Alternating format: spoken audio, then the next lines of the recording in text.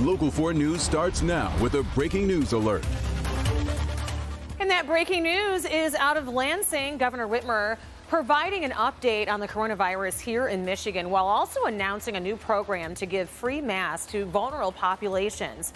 But the topic of the schools took center stage. Good afternoon, everybody. I'm Rhonda Walker. Moments ago, Governor Whitmer just wrapped up this meeting providing an update with the coronavirus here in Michigan. The briefing comes a day after Michigan reported its largest single-day increase of COVID cases that we've seen here in the state since mid-May. The state reported more than 1,100 cases in a single day and 19 additional deaths, with 9 of those from a review of past vital records. Now, Michigan's weekly average is plateauing. Governor Whitmer says that more needs to be done to keep it that way and also to get a decline in cases daily. In partnership with Ford Motor Company and FEMA, Governor Whitmer also announced a program aimed at handing out 4 million free masks to protect those most vulnerable from the coronavirus. And during the briefing, the topic of schools slowly took center stage. Let's get out to Grant Herms. And Grant, what did we learn from this briefing? Well, Ron, it's what we didn't learn, actually. We expected the governor to give some kind of direction to schools today as they decide on how to open up or if they should open up at all. No guidance came. Instead, the governor said the schools should follow the state's Safe Open plan. Right now, that has most schools in almost every single phase district in some sort of opening in a limited capacity. She also said those decisions should be made at the local level. But some guidance did come from the state's chief medical officer, Dr. Janae Khaldun. Take a listen.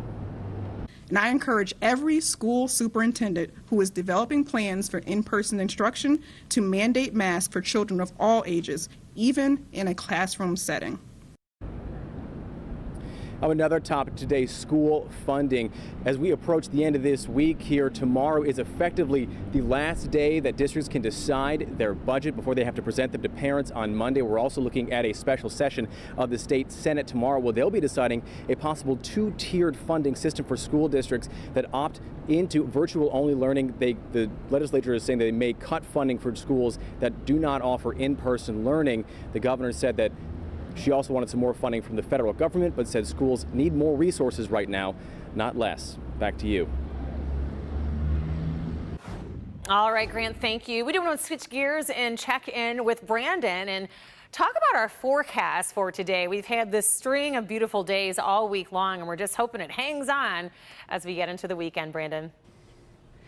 Well, Rhonda, it depends on where you are. I'm here, remember, in Grosse Pointe Woods, so extreme east side, just about 7 blocks from the lake. And we've been hearing the thunder and lightning for the last 90 minutes or so. So taking a look at 4Live radar, there are some showers and storms as the air coming up from the south and east crosses over Lake St. Clair, even parts of the Detroit River or Lake Erie. So downriver, Grosse Ile, seeing some lighter rain there, but between downtown Detroit and my neck of the woods, so right at that Detroit Grosse Pointe Park line, a real heavy downpour just slowly working inland. Now, most folks inland are seeing much different conditions, but Marine City also getting in on the action, I think, through the afternoon as more of this air comes up from the south-southeast. We have these middle 80s, a little more muggy today, feeling a little warmer. Some isolated showers between now and 3 or 4 o'clock, and then a better chance as we head into the later part of the afternoon.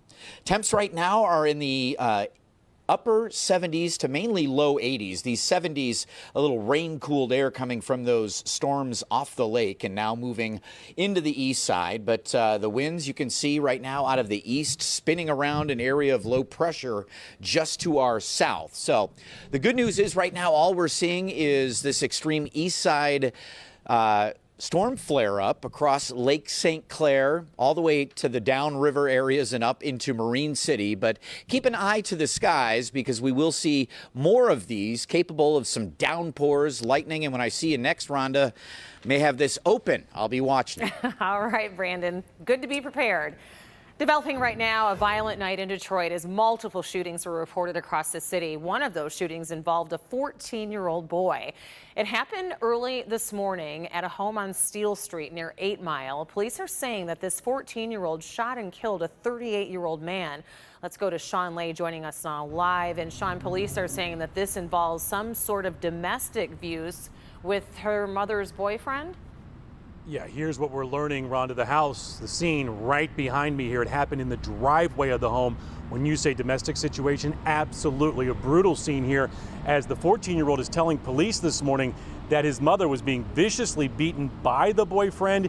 He was able to get his hands on a handgun. He says he was defending his mom when he opened fire. It happened just after midnight here in the driveway of this home on Steel, just south of 8 Mile on Detroit's west side. Police and medics called here, and they were warned by dispatch that this was a dangerous situation. A 34-year-old woman who lives here was bleeding badly. Police believe she was being viciously beaten by her 38-year-old boyfriend. When EMS arrived, they found that boyfriend on the ground in front of the home. He had been shot to death.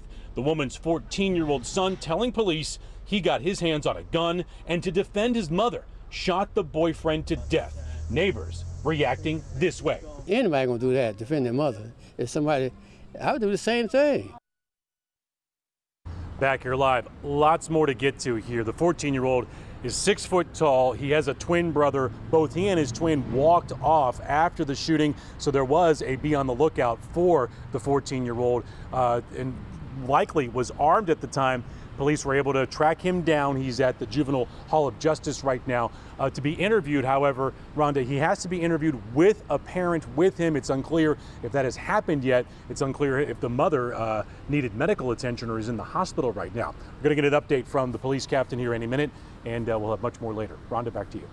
All right, Sean, more updates later today on Local 4 News, as well as click on Detroit.com.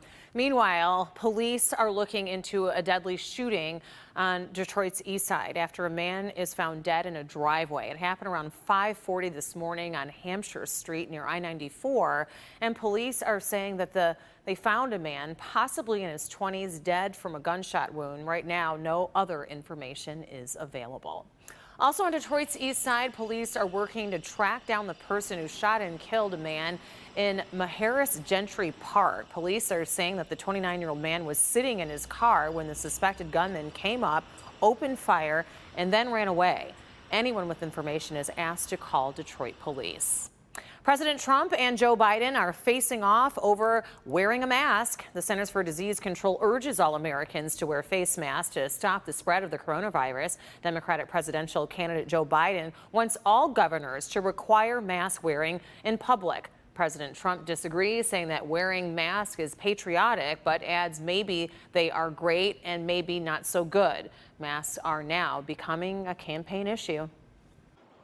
Every single American should be wearing a mask when they're outside for the next 3 months at a minimum. Today we saw Joe Biden continue to politicize a pandemic and to show his appalling lack of respect for the American people. That's what it is. At every turn, Biden has been wrong about the virus.